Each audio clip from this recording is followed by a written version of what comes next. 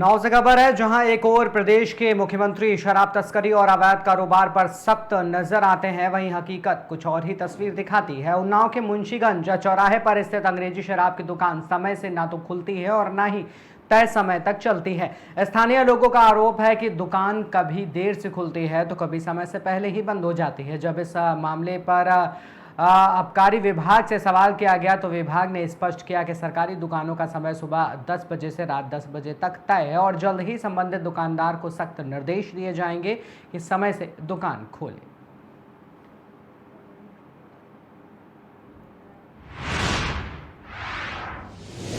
उत्तर प्रदेश के जनपद बहराइच के विकासखंड रिसिया की ग्राम पंचायत उत्तमपुर में 15 अगस्त 2025 को तिरंगा झंडा फहराया गया।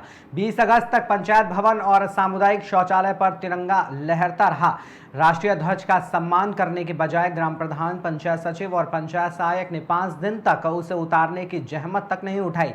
ये न सिर्फ लापरवाही है बल्कि तिरंगे का खुला अपमान है। राष्ट्रीय ध्वज संहिता 2002 के अनुसार तिरंगे को समय पर उतारना और सुरक्षित रखना अनिवार्य है। इस धारा के अंतर्गत किसी भी प्रकार के राष्ट्रीय ध्वज का अपमान करना दंडनीय अपराध है, जिसमें 3 साल तक की सजा या जुर्माना या दोनों हो सकते हैं। वहीं जिम्मेदारों से सवाल पूछने पर उन्होंने सीधा जवाब देना नहीं चाहा। राजगढ़ में कांग्रेस जिला अध्यक्ष का शपथ ग्रहण समारोह होने वाला है। नवनियुक्त राजगढ़ जिला अध्यक्ष प्रियव्रत सिंह के आगमन को लेकर कार्यकर्ताओं में खुशी देखने को मिली। कांग्रेस पार्टी के सैकड़ों कार्यकर्ता रोड पर अपने नेता प्रियव्रत सिंह के स्वागत के लिए खड़े दिखाई दिए। राजगढ़ जिला कांग्रेस कार्यालय स्थित शपथ ग्रहण कार्यक्रम होगा। खिलचीपुर नाके पर सड़क के दोनों ओर जेसीबी से पुष्प वर्षा करने के लिए कार्यकर्ता आतुर दिखाई दिए।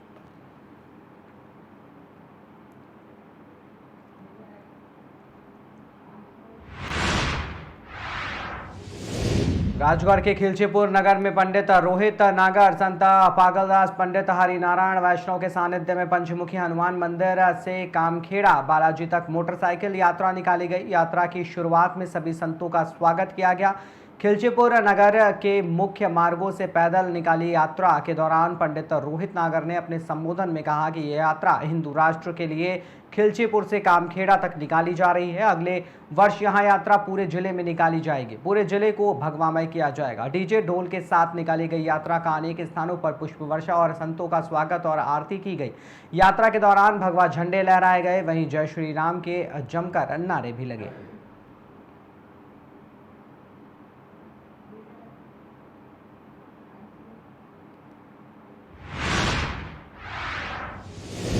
चित्रकूट मऊ कोतवाली ग्राम पंचायत पूरा पताई के रहने वाले रोजगार सेवक बसंतलाल ने आरोप लगाते हुए बताया कि उसे हटाने के लिए सचिव और ग्राम प्रधान ने सदस्यों को बुलाकर चोरी छिपके पंचायत भवन में मीटिंग की, जिसमें सूत्रों द्वारा जानकारी मिली कि पंचायत भवन में उन्हें हटाने के लिए मीटिंग चल रही है। तभी वे अचानक पंचायत भवन पहुंचे और उसका विरोध किया और जानकारी लेना चाहा, लेकिन प्रधान के लोगों ने उनका मोबाइल छीन लिया और उनके साथ गाली गलौज और मारपीट की, जिसके बाद घटना की जानकारी थाना कोतवाली मऊ में प्रार्थना पत्र दिया, लेकिन कोई भी सुनवाई नहीं हुई।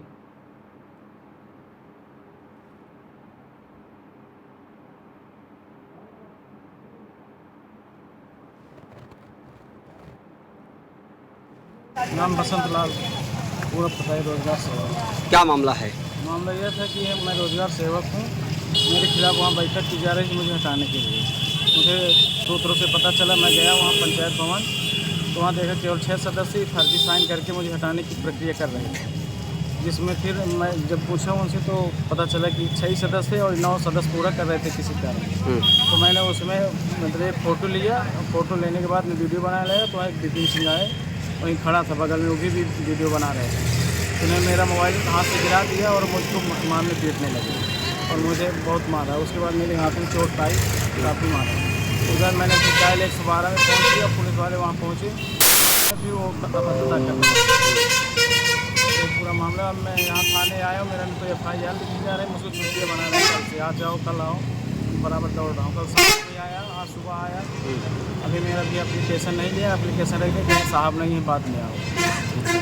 तो क्या आपकी FIR लिखी गई क्या? नहीं लिखी गई। एप्लीकेशन ले लिए, कह रहे हैं जाओ। काम वाम नहीं करते थे क्या? काम मुझे प्रधान करने नहीं दे रहे हैं। मैं कई बार एप्लीकेशन वीडियो को दिया, डीसी मनरेगा को, डीएम साहब तक किया एप्लीकेशन, अपने विभाग पूरे विभाग में दिया कि मुझे काम करने दिया जाए। ज़बरदस्ती काम नहीं करने दे रहे हैं, भोले से ही पावरफुल आदमी हैं, काम नहीं करने दे रहे हैं। मैं कई मत फर्जी मुकदमे भी फंसा देते हैं। अब उसके गाँव में रहने नहीं दे रहे, बहुत परेशान कर रहे हैं, कलौज करते रहते हैं, अपने गुंडों से पिटवाते रहते हैं। यहाँ कोई सुनवाई नहीं है। मैं 80 चमार हूँ।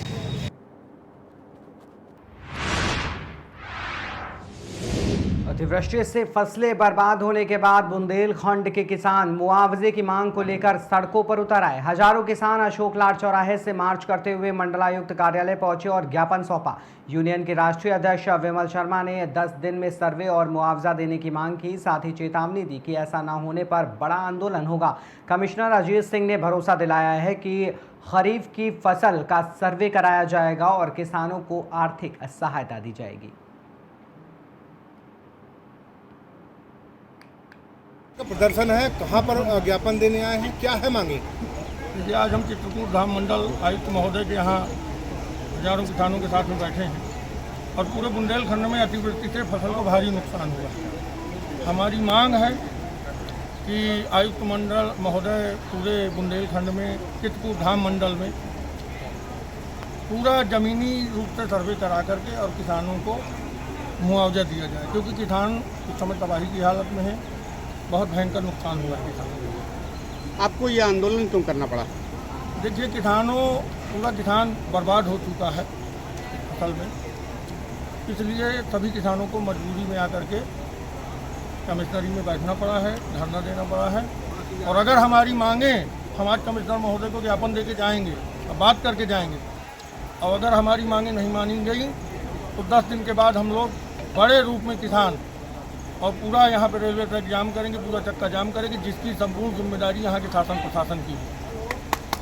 समस्या क्या है और वो क्या मांगे चाहते हैं? एक्चुअली वो चाहते हैं कि जो बारिश के द्वारा जो धान की फसलें और मूंगफली की फसलों को नुकसान हुआ है उसका इवैल्यूएशन करके उनको जो उसको मुआवजा मिले, तो उसका हम करवा रहे हैं जल्दी ही। और जिसका जितना नुकसान हुआ है उसका जितनी भरपाई नियम के अनुसार हो सकती है उतनी हम करवाने का पूरा प्रयास कर रहे हैं। सर, एक सवाल और था कि खाद को लेकर लगातार जिले में किल्लत चल रही है, खाद को लेकर भी किसान समस्या में ग्रसित है। आप मौके पर निरीक्षण करते हैं, कहाँ कहाँ निरीक्षण किया, क्या गाइडलाइन जारी की? देखिए, मैंने चित्रकूट में किया, बांदा में किया, कल भी किया, हमीरपुर में किया, सभी जगह करता हूँ। गाइडलाइन तो हमारा ये खाद की आपको स्पष्ट कर दूँ, खाद की शासन की ओर से या विभाग की ओर से कोई कमी नहीं है। खाद पूरा उपलब्ध है। समस्या क्या है, कई जगह किसान मतलब कि कभी हो सकता है कि कोई और भी कारण हो सकते हैं, कभी किसान ज़्यादा मांगने तक हो, ये भी कारण हो सकता है कहीं। दूसरी बात, कुछ लापरवाही नीचे के अधिकारियों की है, उन्हीं के खिलाफ मैं कार्रवाई भी कर रहा हूँ तो कुछ सेंटर्स में। तो ये इशू है, अदरवाइज खाद की कमी नहीं है। और उस समस्या को हम लगातार मैं उसकी मॉनिटरिंग कर रहा हूँ। कल भी हमने देखा जहाँ कमी थी वहाँ हमने तुरंत उसको खाद को मैंने वहाँ भिजवाया, तो उसका पूरा ध्यान है और पूरी इसमें हमारी वो है। उनकी बेसिक आज जो समस्या थी वो तो खासकर मुआवजा के फसलों का नुकसान हुआ, तो उसका तो इवैल्यूएशन होगा जल्दी ही और उसके हिसाब से उनको मिलेगा।